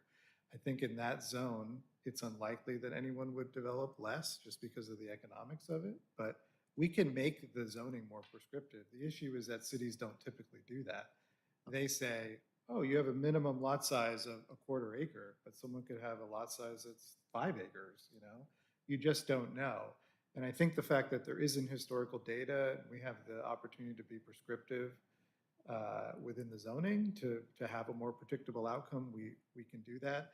The numbers that are in that chart are really just to communicate to the public generally what intensity of development they might expect within that district, understanding there could be a range depending on how the zoning is set up. So I don't think those numbers that are within that part of is what they're going to end up scrutinizing. They're going to scrutinize our assumptions that would be within the model and how we set up the code. So therefore, I don't feel like it's a risk the way it's written now. However, if there's a way we can clarify that in the code with a little bit of language, we're happy to do that.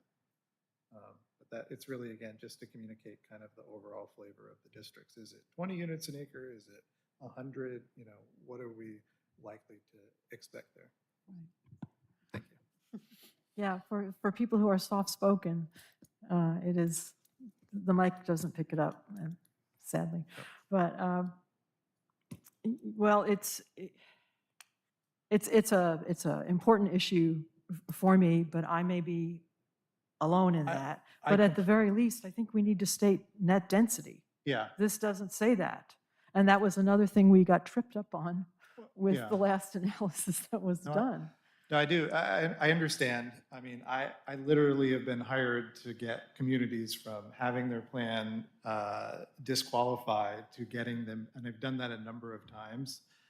Not to say that I'm always right, but I do feel fairly confident that we're setting this up well. We'll take another look at the density, how it's described in there, and see if there's any fine tuning that would make sense. The other thing that I would offer, again, and this is happening in all of our communities because of just the volume of stuff that we're having to deal with, that the approval process is a little bit more iterative, might otherwise take, because we're working on the code, we're working on the plan, we haven't written the code yet, but we're trying to make assumptions in the plan. So what I would offer to you all going forward is when we come back with the transportation element, with the capital facilities element, we can communicate to you whatever changes or fine tuning there is in the document. And certainly if there's any substantive changes that come out of the council discussions, those should be communicated back. So not to feel like this is just going away. We will definitely be communicating, certainly, any substantive changes as well as the fine tuning. Right. Well, currently, we allow a single-family home to build accessory dwelling units. Certainly, we're seeing an increase when we read our development reports, but not every single-family home is building an ADU. So that's where I say, okay, if we're saying in this plan, in the neighborhood residential zone, minimum of 10, which doesn't, I mean, it's a round number ballpark, because really, we're at net density, we're 5.45. I'm telling you stuff you know. You multiply that by 2, that's not 10. So it makes me think maybe we should be lowering that in light of the fact that not everybody is building an accessory dwelling unit or building a duplex. Yeah, and all that capacity within those residential zones are not like super consequential for our compliance. I mean, if we went through and did a real, like part of the problem is that the law passed after this community, after the county had already done their buildable lands analysis. So none of this was factored in, right? And the way that you do a buildable lands analysis, you first start with what properties are going to get redeveloped. And you do that based on zoning and the potential for redevelopment. So that was all done all before any of this was passed, right? So when this comes back in 10 years and they update it, I suspect they'll take a very different approach. And if we did a full sweep and a much more detailed analysis, I mean, we could get the capacity of the city at a theoretical level much, much higher if there were compliance needs at that time. But I don't feel like this one's a real big risk. The big component of this is really getting the code right and meeting all of the limitations and requirements that are in that bill, which is what we're working on now. And the last comment, and just giving an example of what your I'll say the person who polished the document, this is page 25. And it's a wonderful expression saying vision statements here and over here. It's saying you put the two together, the various land use elements, here's what's supported. If you were to go through and look to what the next step is, the next iteration of this chart per land use element, none of them agree with this. I got the scribbles. So to me, it's just, wow, there's a lot of stuff. It's not a few little things. So the question for me is how to go forward to get these details corrected. Obviously, somebody in creating this document really cared about this, and it really matters. But if you go chapter, element through element, it doesn't agree with this. Hey, point of So I look at that clarification, and say- which page is that? That's page 25. And every land use element has its own iteration that takes the vision Match and our says, 25. here's the goal that supports that vision statement. Oh, I it think it's does. beautiful, it's a nice way to really try to get the thing together. Somebody put a lot of time and effort in thinking. It's a hard thing to read. Now I'm delving into things to not necessarily say no on this action, but low contrast, yellow on white. There's just a lot of things that are not computer friendly, that are not printer friendly. When you've got to do an 11 by 17 printout to be able to read it so you can make sense of maps. That's not reason to say no to this, but it's really a cumbersome document. And that's a wish list thing that I really wish was better about this. And I'm sorry, that's a hard thing to say. It's really a hard thing to say because I know a lot of heart and concern was put into making this document. And I know it is an enormous struggle to work with varying jurisdictions, different timelines, different data sets. It's a real rodeo trying to put it all together. We've done comp plans in-house. The 2015 document was done in-house. I mean, I know it's doable, and I know there's big steps involved here. But my wish list is big, as well as my appreciation for the work done. I really appreciate Manager Stolnecker sending out those letters to really make sure that residents who could possibly have their zoning changed were really informed. And I appreciate the work by Framework, and I appreciate the interest on the commission. This is not fun. Not like it was in the 90s when you reviewed plats and such. And the last question overall is just on this map that we have, that future land use area that was designated multifamily. I would love to know what the commission thinks about putting that to urban residential instead of neighborhood residential.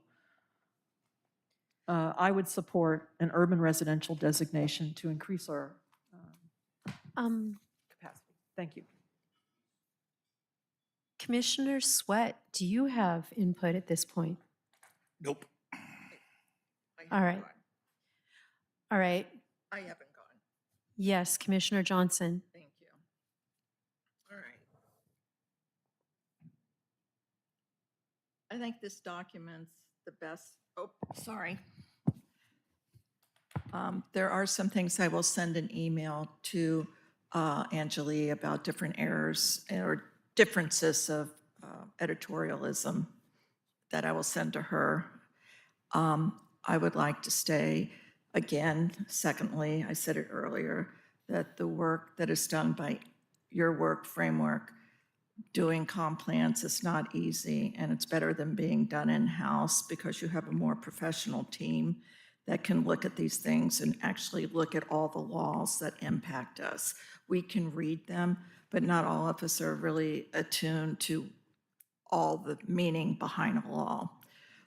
Your areas may need further editing, like I said, in a style consistency, but I'm confident that software is on your computers that will really refine it. Please add our new commissioner, Michaela Zero, to the front. So I would like to say that and welcome. She's my neighbor. I find it, when we look at the jobs, 1,341 jobs, 900 in King and 441 in Pierce by 2044.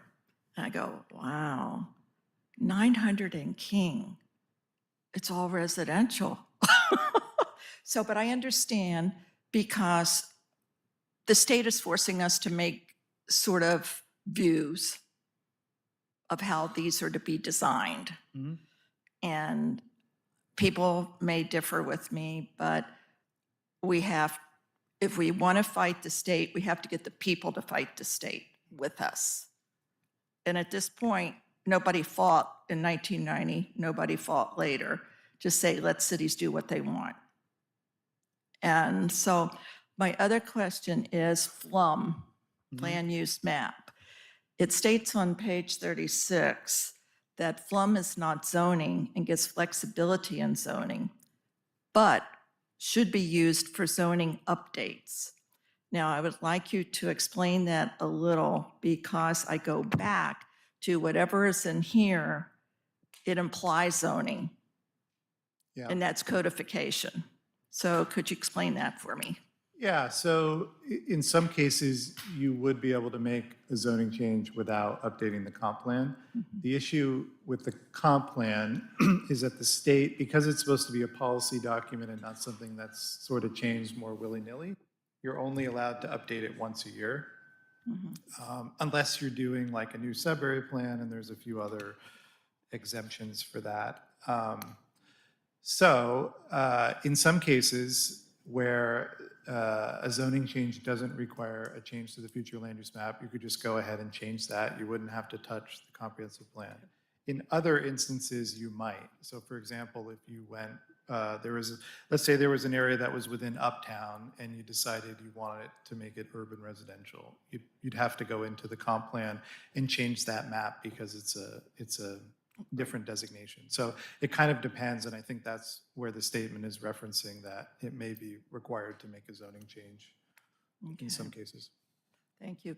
So on the M1 and neighborhood residential, can the city really specify the only one type allowed? And that goes again, we can do a sub thing under the manufacturing. There can be another level if we want to, and there can be another level under neighborhood residential, right? Okay. The glossary section, I think it's minimal. We don't define type of housing that's noted throughout it. We know, but if citizens are reading it, we're requiring them to go out, look at the law, do something else. So if anything, we can make this easier for them to understand the logic in this demand. Yeah. Okay. Then House Bill 1220, our favorite bill, the requirement for affordable housing. We do want affordable housing because apartments now are $2,900 for 2-bedroom. I mean, it's just crazy. So in the bill, and I can't recall, I'm sorry, does the size of the city determine the amount required? For instance, I thought there was something about if you're under 10,000, there's a different criteria. Can you verify or not? Yeah, so under House Bill 1220, there is not a formal designation. However, there is through the Puget Sound Regional Council. So basically, House Bill 1220 just says whatever growth target you get, it's not only going to be a total number of units, it's now going to be divided into the AMI categories. However, how that growth target gets distributed to the cities is based on categories that are established by PSRC. So if you're Seattle versus a city in town, you're going to get different levels of allocation. So relative to House Bill 1220, the size of your community does impact you to a degree, but not through the state law. The middle housing bill does have tiers of cities. And Milton is a tier 3 city, which has the least strict requirements. Some of them are tied to population, and so for some cities, they will change from one category to another. I don't think Milton is very close to doing that because I think it's 25,000 is the threshold. Yeah, I thought so too. So you're clearly in the tier 3 camp, which is the lowest level. And the reason you're required to do it is because you're within a county over a certain population. And Puget Sound Regional also goes to the Pierce County, and Pierce County gives us, and King County gives us the King County side.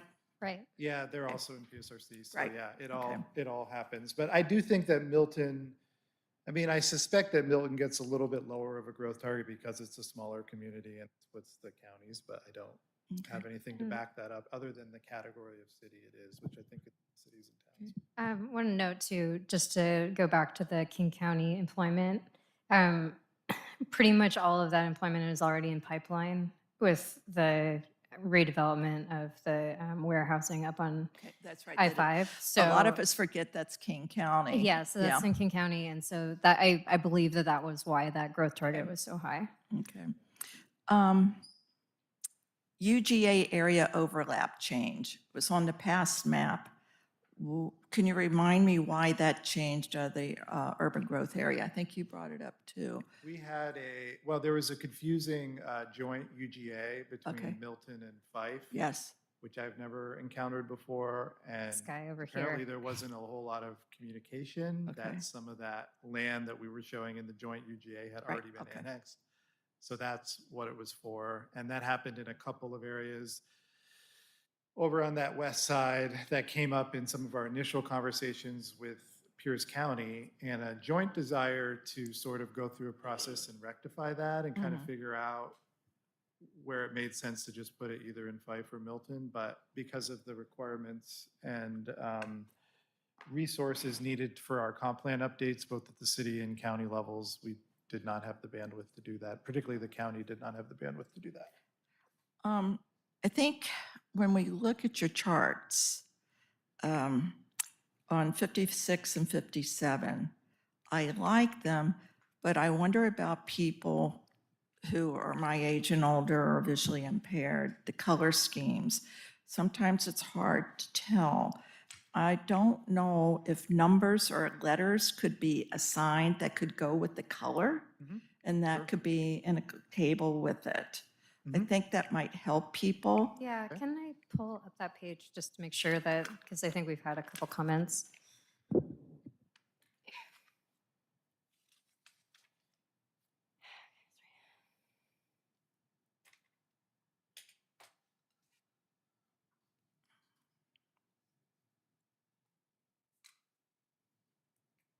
You said 55?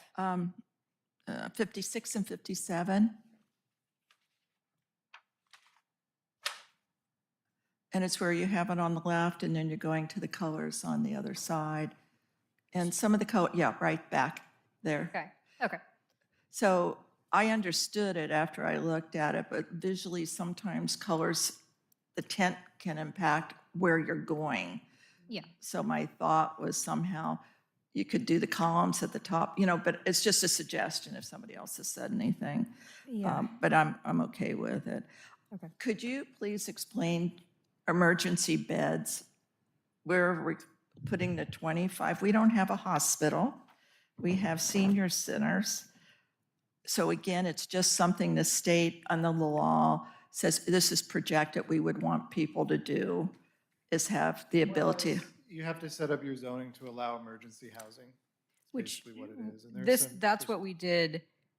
That's the homeless shelters. Gotcha. So Okay. we've already got that Okay. in our code. We That's just right. need to make sure with the new, when we update the zoning, we leave enough. In a glossary, I can include emergency housing as Okay, thanks. a definition, yeah. All right, and then one final thing, because we're not doing transportation tonight. You know, we were talking, well, two things, I apologize. We talked about parcel, and we talked about 1 acre. I have .83, so I can't build anything, can I? You're what? I only have .83, so if it's a 0 to 20, I mean 20, so nobody that owns a .83 would be able to build. I'm only teasing. Okay. I'm sorry, I had to bring levity into it. It's been pretty serious tonight. Okay. No, but it's true. When you say parcel, it's, I think Commissioner Whalen talked about it as a size that we had to do with the ADUs. It's the percentage of the building, what the lot is, the setbacks and everything. That's what impacts also, not just the 20, but how big the parcel is. Can we? It does, except the middle housing bill requires a certain number of units on every lot. But Okay. yes, for anything All right. new. that All right, I promise, the end. Anti-displacement policy. What does that mean? Well, Is it- it's a new requirement for Yeah. the state to have policies in there. There are policies at the county level from Pierce and King that we need to be consistent with. Another group, as part of the SHAPE effort, did do an analysis looking at displacement risk, found, you know, a few areas of potential concern, but certainly nothing on a major scale. And so it's a required policy to have in our plan. Is it displacement of individuals? Yeah, like, I mean, like that's, redevelopment of, like, say, naturally occurring affordable housing and people getting displaced. like through in the old redevelopment. cities where they went on certain sides of the town to build the roads Yeah. and that- displace people. Yes, the idea that. I just want, that's what I Yes, just yeah. want, Historically, cities would yes. put things in poor neighborhoods, yeah. diverse neighborhoods. That's right. So it's to say that we've considered that and we're not intentionally doing that. Well, just to conclude, I think we've done a good job of discussing different opinions, coming to consensus. I think the commission has worked very hard and tried to do their research, and we don't make the final decision anyway, in that council may take anything we say and want and change it. So I think the document is ready to go to council for them to tackle it right now. I think we've come and agreed to some of the criteria that cause some differences of opinion, and we're not perfect, but I think we've come, I'm ready to say go. All right, I'd like to recognize Commissioner Boyle. I move to recommend to the city council the draft 2024 comprehensive update as presented and as modified by the clarifications that were made tonight. Do we have a second? Second. All right. All in favor, say aye. Aye. Any opposed? Nay. All right. Motion passes. I think that moves us on to staff reports. Just, I appreciate hearing from commissioners that, and recognizing that this is a huge amount of work. We do still have, like you said, we still have a few, transportation still needs to go through. We're still fine tuning capital facilities. But next month, we're starting phase 2, which is the zoning issue. And I think some of the concerns that are still kind of riding with this, we will get to start addressing more when we get to the zoning, because that is being more specific of what is those, how are we going to let development, what does that mean? That'll help define some of that. So, and we definitely need to leave enough time for that part, because that is an important piece that I don't think anybody felt like that the city was able to completely do that the last time. Again, if you find, this is still, it's, I know it's hard, but this is sort of kind of a still evolving document. So if you do find something that's an error or something, please send that our way and we will address that. Obviously, we're gonna present study session with council next month and start working through them, explaining everything to them. Hopefully they will, and we've tried to keep them updated at this point as well. So again, I really appreciate all the work. This is a lot. This is great. This is a legacy. And then if there are things that we come up with, again, we are going to add a climate element, and there are things that I don't want to drastically change it every year, but there are, you are allowed to amend once a year. So if there's things that we realize that didn't work right, or we need to tweak a little bit, we do have once a year that we can kind of address that as well. So, but mainly just thanking everybody for the work, and take a small brain breather, and then in July, we will start in on zoning. All right. Commissioner reports. Commissioner Sweat?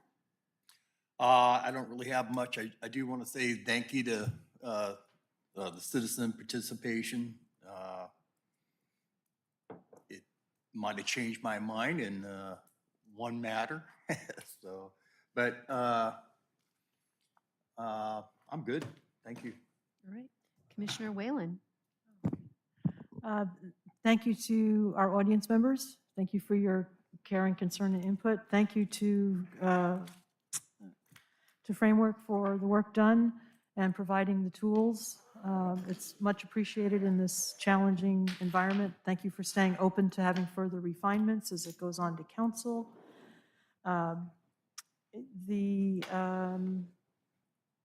important thing is to welcome our new commissioner, and looking forward to your input and perspective. It's a rewarding job. I see this as community service, and it's a great way to create a better place to live, and that's what keeps me in the game. And thank you to fellow commissioners for their diligence in working on the document, and to Manager Stalnecker. So just lots of thanks and welcome. Thank you. All right. Yes, I also want to say welcome to our newest commissioner. Thanks to everybody who participated tonight. Thank you for the welcome. I'm looking forward to participating more in the future. And I love Milton. And thank you. Thanks for coming out tonight. Thank you. I also want to thank and apologize to the audience members that came today. I thought there was a consensus at the last meeting for your properties to remain as business. That changed at this meeting, and I apologize. You still can go to the council level and plead your case there. But with the decision and to back my planning commissioners, I hope this gives you more flexibility with your properties and your endeavors in the future. Congratulations to our new member, Michaela, right? Is it Zaro, Zero? Zorro. All right, Zaro. All right. And don't forget, we still have a hazing process we have to go through for new members. And thank you, that's all I had. He was really mean to me when I came on. Thank you all for coming. We really, it means a lot when citizens show up, even if they're against something or for something. It's important. And I keep trying to say, you got to look at the webpage, get involved. If you can't come here, you can watch it on Zoom. I mean, people say, well, I didn't know. And I said, the avenue is there. You just got to get on the right street. And we've worked very well, all of us. And this is a very wonderful commission. And I'm proud to be part of it. And don't tell your friends, we're okay. We do work for you. Okay? Thank you. All right. Our next regular meeting will be on July 10th, Wednesday, July 10th.